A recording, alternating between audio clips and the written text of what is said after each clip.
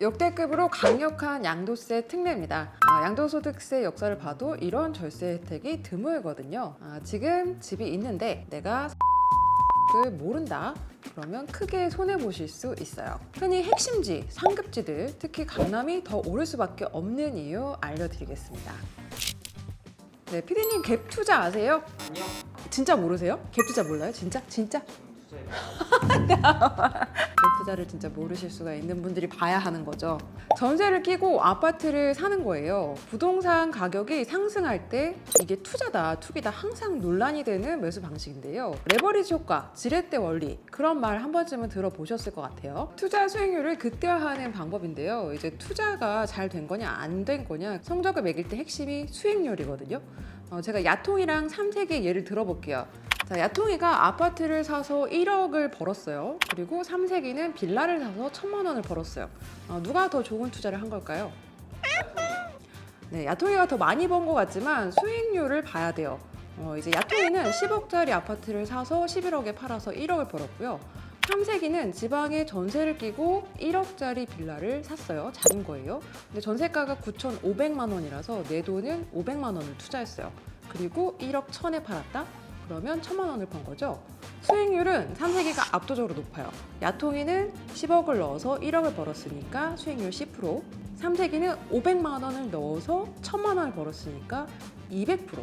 2배가 된 거죠. 내가 돈을 얼마 넣어서 얼마를 벌었냐. 이게 바로 수익률의 개념인데요. 그래서 야통이 수익률은 10%고 삼색이는 200%다. 이렇게 수익률을 극대화해주는 게 레버리지고 지렛대 원리라고 해요. 특히 집값이 오를 때 이 효과를 잘 이용하면 막대한 수익률을 얻을 수 있거든요. 근데 또 자산 하락기에 레버리지를 잘못 썼다가는 지옥을 맛볼 수도 있긴 한데요. 다시 갭 투자로 돌아오면 실제 매수한 가격과 현재 전세로 살고 있는 임차인의 전세 보증금과의 차액, 그걸 갭이라고 해요. 그래서 전세 세입자가 있는 집을 그 차액만 주고 사는 방식을 갭 투자라고 하는 거죠. 요즘 서울에서 흔히 핵심지라고 하는 동네에서 내 돈 10억 원을 들고 살 수 있는 아파트가 별로 없어요. 그래서 대부분 대출을 받고 아니면 전세를 끼고 사는 거죠. 이런 게 바로 레버리지를 이용하는 건데요. 부동산 상승장에선 다들 집을 사려고 하는데 갭 투자 때문에 자꾸 집값이 오르니까 조정지역이라는 게 등장을 합니다. 2017년 8월이었는데요. 서울 전 지역이 조정지역으로 묶였어요. 여기는 실거주 목적으로만 집을 사세요.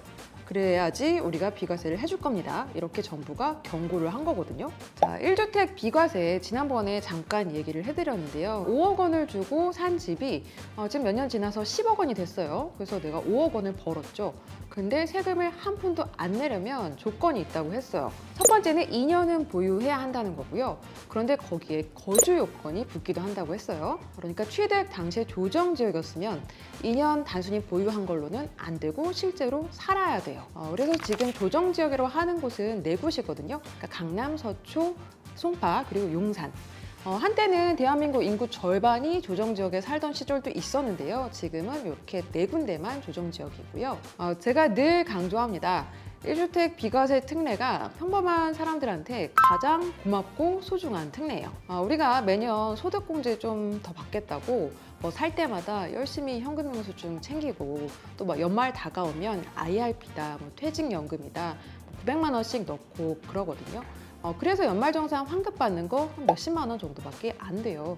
근데 그런 거랑 1주택 비과세 특례는 비교가 안 되죠. 그러니까 1주택이라도 사람들이 다 살고 싶어 하고 사고 싶어 하는 동네에 있는 집들은 2년 단순히 보유하는 것만으로는 안 되고 실제 거주를 해야 하는 거죠. 그것도 2년은 채워야지 비과세를 해주겠다. 그게 세법의 입장인 겁니다. 근데 거주 요건을 충족하는 게 생각보다 어려울 수 있어요. 처음부터 갭 투자 목적으로 샀을 수도 있고요. 그리고 실거주 목적으로 사긴 했는데 중간에 뭐 사정이 생겨서 이사를 못 가는 경우도 많죠. 네, 특히 지금 남은 조정지역은 강남 3구 그리고 용산 이렇게 네 곳뿐이지만 예를 들면 마포는 지금 조정지역에서 이제 해제돼가지고 더 이상 조정지역이 아닌데요. 그래서 지금 마포에서 아파트를 사면 뭐 2년 단순히 보유만 해도 비과세가 돼요. 그런데 취득 당시에 조정지역이었으면 지금 비조정 지역이라고 하더라도 반드시 거주 요건이 붙거든요. 근데 거주를 못했어요. 왜냐면 전세보증금도 마련해서 내줘야 되고 아니면 뭐 직장이나 뭐 아이 학교 때문에 이사를 가기 싫은 상황일 수도 있죠. 자, 이때 한 줄기 빛으로 등장하는 게 바로 상생임대주택입니다. 강력하고 전무후무한 혜택일 거예요. 자, 조정지역, 그러니까 강남 3구나 용산에서 지금 아파트를 사고 실거주를 안 해도 거주요건 2년을 채운 걸로 봐서 비과세를 해주겠다는 거예요. 그리고 요건도 간단해요. 그러니까 전세를 끼고 집을 사서 3년 반 이상 임대를 하고 그 사이에 임대료를 5% 이하로만 올렸으면 상생임대주택으로 비과세를 받을 수 있습니다. 근데 이게 서민이나 중산층 사는 작은 아파트, 빌라 이런 것들만 해주는 특례가 아니고요. 반포의 원베일리도 되고 압구정 현대아파트도 되고 도곡동에 있는 타워필리스에도 적용이 되는 혜택입니다. 지금까지 이런 혜택은 없었다고 단언하는 게 바로 이 부분이에요. 그러니까 부동산이 오르든 떨어지든 원베일리나 압구정 현대 같은 아파트는 계속 오르고 사람들이 사고 싶어 하잖아요. 그래서 대부분 집에 대한 세금을 깎아주는 혜택들에는 조건이 붙어요. 주로 집의 가격이나 면적에 제한을 두거든요. 예를 들면 수도권은 6억 이하여야 한다. 지방집은 3억 이하여야 된다. 집 크기도 너무 크면 안 돼요. 흔히 얘기하는 아파트 34평, 전용 면적 84제곱미터 이하. 이래야지 혜택을 받을 수 있는데요. 솔직히 몇십억짜리 아파트까지 이런 양도세 특례를 주는 게 국민 정서에 맞다고 볼 수는 없죠. 근데 상생임대주택은 놀랍게도 집의 가격, 크기, 취득 당시 주택수, 임대사업자 등록 여부 아무것도 묻지 않습니다. 반포 원베일리가 요즘 대한민국 아파트 실거래가 역사를 새로 썼죠. 8월에 실거래 신고가 60억 떴거든요. 원베일리를 60억을 주고 산 분이 전세를 2번 돌린다? 상생임대주택으로 비과세 받을 수 있습니다. 그리고 면적 조건이 또 없어요. 그러니까 9평 이하로 제한을 하지 않는 거예요. 압구정 현대아파트가 얼마 전에 80평이 115억에 거래가 됐어요. 이런 것도 상생임대주택 특례를 받을 수가 있어요. 또 다주택 상태에서 산 집이다? 그것도 됩니다. 최종 1주택 상태에서만 팔면 이걸 적용받을 수가 있어요. 자, 일단 어떤 특례인지 핵심을 요약해 드릴게요. 상생임대주택 특례 핵심은 두 가지인데요. 첫 번째, 거주를 안 해도 거주한 걸로 봐서 양도가액 12억까지 비과세를 해줍니다. 두 번째, 거기에 더해서 있는 혜택인데요. 장기 보유 특별공제도 2배를 더 챙겨줍니다. 앞에서 제가 비과세에 초점을 맞췄지만 이 비과세는 양도가액 10억까지만 되는 거거든요. 그래서 고가 아파트들은 좀 아쉬울 수 있죠. 10억 초과분 양도 차익은 어쨌든 세금을 내야 하니까요. 네, 그래도 실망하면 안 되는 게 바로 장기 보유 특별공제 때문이에요. 실제 원벨리나 압구정 현대아파트 같은 고가주택은 제가 양도세 신고를 해드릴 때 보면 이 장기보유 특별공제 혜택이 엄청 강력하거든요. 저는 이걸 그냥 개인적으로 장특 매직이라고 불러요. 간단히 설명을 해드리면 장기 보유, 그러니까 오래 갖고 있던 집을 팔수록 세금을 깎아주는 거예요. 단타가 아니고 3년 이상 갖고 있다 파는 거니 그동안 물가도 올랐으니까 양도차익에서 1년에 2%씩은 깎아줄게. 근데 1주택이세요. 2년 이상 거주도 하셨어요. 그럼 저희가 더 빼드릴게요. 하면서 최대 80%까지 세금을 깎아주는데요. 이게 고가주택일수록 엄청나게 큰 혜택이에요. 장기보유 특별공제는 원래 거주를 해야지만 최대치로 받을 수 있는데요. 이 상생임대주택은 2년 거주 요건을 면제해주는 특례라고 말씀드렸잖아요. 그래서 이 혜택까지 1+1으로 같이 줍니다. 근데 이게 최대 80%까지는 아니지만 일반 장기보유 특별공제랑 비교를 하면 무조건 2배를 더 해주기 때문에 굉장히 큰 혜택이에요. 자, 그러면 요건이 뭐냐? 이름이 상생임대주택이죠. 집주인도 세입자도 윈윈 하라는 거예요. 3가지 요건을 충족하시면 돼요. 일단 2번은 임대를 해야 하는데요. 이제 그중 첫 번째 임대 계약이 1번 요건입니다. 직전 임대차 계약 요건이라고 부르는데요. 편의상 1번 임대 계약이라고 말씀을 드릴게요. 이 처음에 한 임대 계약에 해당하려면 반드시 아파트를 사고 나서, 그러니까 주택을 사고 나서 임대 계약을 맺으셔야 됩니다.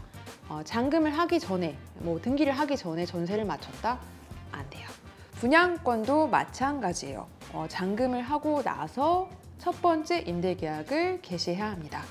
그리고 1년 6개월 이상 임대를 하면 이 1번 요건을 충족하게 되는 건데요. 통상 전세 계약을 2년 단위로 하죠. 근데 몇 달 빨리 세입자가 이사를 나갈 수도 있기 때문에 정상적으로 계약이 이행됐으면 1년 6개월 요건은 만족될 수 있을 거예요. 자, 두 번째, 상생 임대차 계약 요건을 만족해야 되는데요. 2번 계약은 1번 계약 뒤에 오는 임대 계약입니다.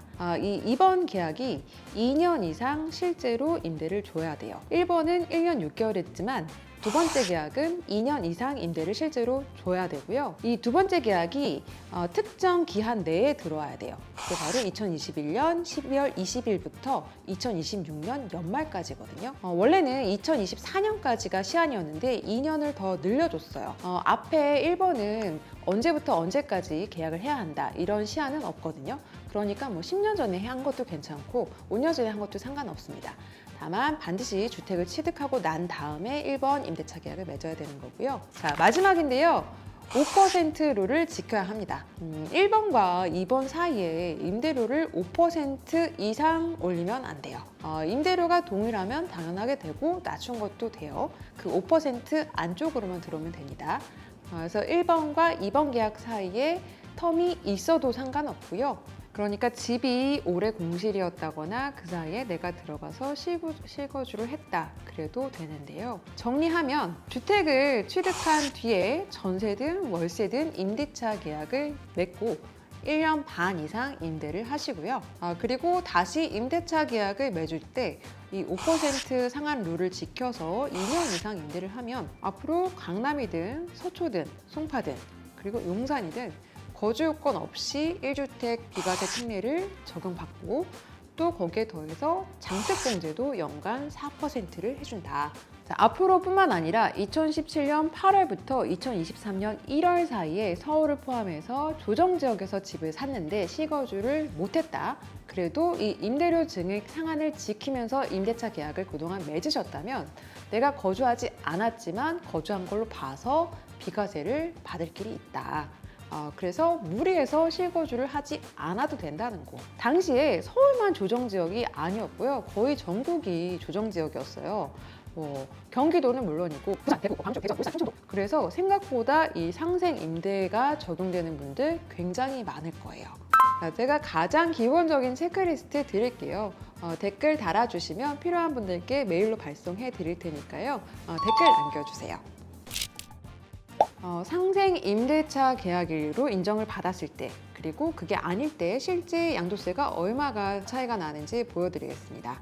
자, 잠실 대장 아파트죠. 잠실 리센치를 예로 들어볼게요. 조정지역으로 지정이 됐던 게 2017년 8월인데요. 이분이 2017년 11월에 24평 아파트를 12억에 샀다고 가정해 보겠습니다. 그리고 올해 연말에 7년 만에 22억에 팔았어요. 이분은 대략 10억 원 정도를 벌었죠. 그냥 일반 가세로 팔았다라고 하면 지방세까지 한 3억 5천만 원 정도의 양도세가 나옵니다. 그런데 갭 투자를 했는데 이 상생 임대주택 요건을 적용해서 신고를 했다. 그러면 양도세가 1억 2천 정도 나와요. 거의 3배 정도 차이가 나잖아요. 이분은 세금으로 2억 3천만 원을 더 버신 셈이죠. 제가 숫자 설명을 더 디테일하게 드릴 수도 있지만 그럼 머리가 아프고요. 세무사님께 맡기면 잘 해주실 거니까 혼자 하지 마시고 맡겨서 하시고요. 자, 수익률 측면에서도 따져볼게요. 이거 전세 끼고 갭 투자로 샀잖아요. 2017년에 잠실 리센치 24평이 11억 정도 했고 이제 전세가는 6억에서 7억 원 정도 했거든요. 그러니까 자기 돈 4억 원을 투자해서 아파트를 산 거죠. 근데 현재 전세 시세는 11억 원이에요. 이미 이분은 투자금은 전부 회수를 했어요. 그래도 이제 7년간 평균 투자금으로 봐서 2억 원 정도 투자를 했다 단순하게 가정을 해볼게요. 이게 상생 임대주택이었다면 세금을 1억 2천만 원 냈잖아요. 이 세후 수익이 8억 원에서 9억 원 정도 되는 건데요. 투자 수익률로 치면 무려 400%가 넘습니다. 엄청나게 투자를 잘한 케이스죠. 자, 만약에 이게 잠실 리센치가 24평이 아니라 12평짜리였다.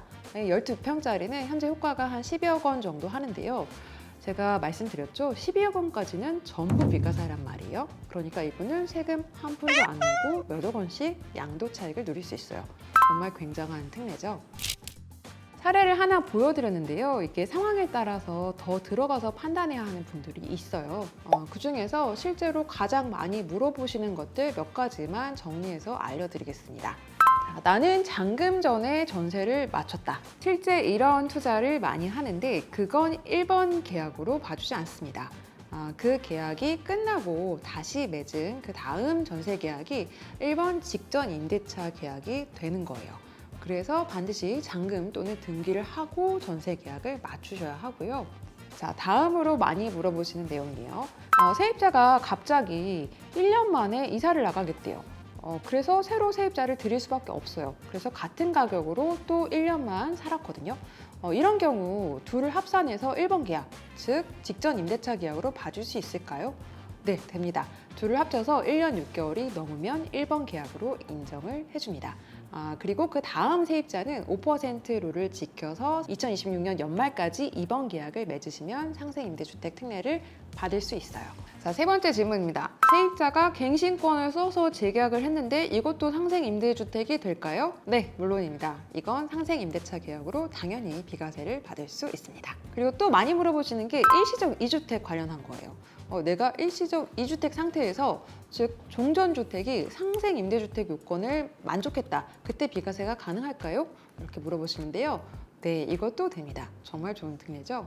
이 밖에도 워낙 처하신 상황이 다양하기 때문에 그 상황에 따라서 따져봐야 하는 분들이 있어요. 그렇기 때문에 전문가 도움을 꼭 받으셔야 하는 거고요. 근데 나 이거 되는 거 같은데, 그러니까 나 거주 안 하고 아파트 팔아서 당연히 비과세 안 되는 줄 알고 그냥 신고하고 세금까지 냈는데 이거 되는 거 같은데 하는 분들도 있을 거란 말이에요. 그런 분들도 방법이 있어요. 그러니까 전문가 도움을 받아서 경정 청구하시면 되니까요. 꼭 챙겨보시고요. 납세는 의무지만 절세는 권리입니다. 권리 꼭 찾으시면 좋겠습니다.